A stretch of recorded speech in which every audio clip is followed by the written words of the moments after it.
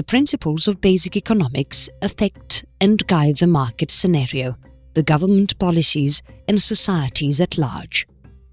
Economics is basically the study of those scarce resources having alternative uses and how to allocate them to get the maximum output.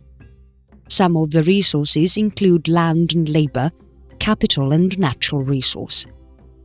Economics has nothing to do with making a moral judgment, but is more about mathematical calculation and doesn't explain a love or doesn't talk about emotion. Market economics makes use of price to allocate the scarce resources. Individuals bid higher for those goods that are useful to them, and it even connects market participants in the complex network, thereby helping to avoid the market coordinator. Consumers and producers can ignore why things get more expensive or cheaper. The buying decision can simply be taken on the basis of the price. So prices tend to guide the buyer's intention. Prices affect demand and also offer financial incentives such as profits and losses that in turn affect behavior in using the resources. If there is any loss due to a lack of demand, the producer stops producing it altogether or reduces the volume of production. The producers then shift resources to productive activities from the wasteful ones. Profit incurred by a company or organization is like the cost which a society bears in return for efficiency. People do better jobs that give more earnings only when they have some personal incentive to fare well and do better. Consumers, on the other hand, buy more when the price of items is less, and they buy less when the price is more.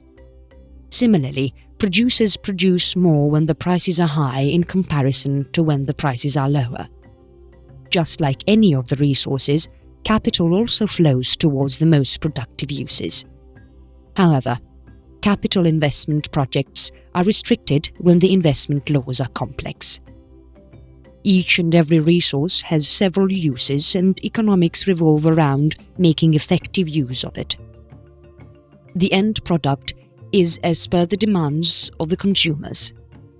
For instance, there is no use of baking delicious cakes when the consumers demand cookies and bread rolls. If the product in demand is scarce, a shortage is created. People then desire to consume more of that product, and so the price increases. On the other hand, when the demand for a certain product is less and the supply is more, a surplus will exist. Economics is also about understanding certain incentives moving along with using the resources. In economics, a truly open market is the market where the buyers and sellers interact freely in order to fulfill their needs, demands, and wants. Here, the incentive will be to manufacture the items that have more demand from the buyer's front. If this is accomplished, then a profit is made. The profit earned by the company is the reward the company gets for supplying products as per the demand. What matters is manipulating the open market to incentivize people to act in a certain way. Some of the incentives in an open market are discounts, price cut-offs, price fixing, price rise, taxing, and subsidizing. These all incentives are present in the open market.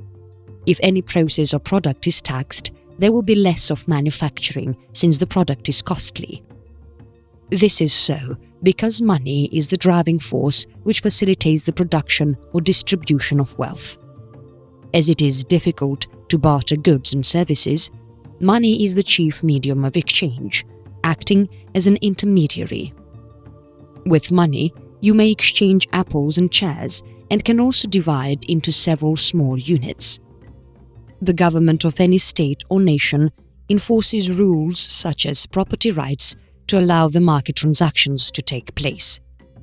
The government also plays an important role in guarding all negative externalities of various transactions. Basic economics also revolves around international trade and how it is not just about zero-sum game. International trade is not at all about one nation being a winner and another loser. When both nations have some gains, they enter into trade relations, or else it makes no sense at all. The countries don't need to fight for jobs, as they can create more job opportunities by becoming prosperous. Trade is helpful owing to the comparative or absolute advantage. Free trade has a comparative advantage for the countries and can import or export goods with a no-tariff barrier. Free trade generally allows low prices for customers, more and more exports, offers more choice of goods while benefiting from economies of scale. Removing tariffs can lower the price of goods for the consumers. There are different schools of thoughts with respect to economics. One of the popular thoughts is incentivizing people such that they care for themselves through free market or open market. Second is having government entity care where the government takes all the major decisions. Societies allowing free trades prosper more. Capitalism or open market of free trade, they are all the same. When setting any of the economic policies, it is important to comprehend inherent trade-offs, the incentives and consequences of the policy, whereas the intention behind the policy take a back seat. It is important to weigh a policy before implementing it. If this is not done, then the policy may have a disastrous effect on the economy. Income and wealth distribution statistics can be misleading, as the poorer section may be the younger workers who will rise higher in due course of time. Then, the household income may be misleading for the size of any household changes from time to time. Thus, the per capita income fluctuates and is not stagnant. Similarly, the income of the household may also decrease with a reducing household size. The unemployment rate may be misleading for the people who are looking for jobs. They are also included in the list of unemployed people. Basic economics talk about all these factors. Economics is mainly divided into microeconomics and macroeconomics. While in microeconomics, one study about the economic behavior of a particular individual, in macroeconomics, the economic behavior of large aggregate is considered like the total production, the total consumption, total savings and investment.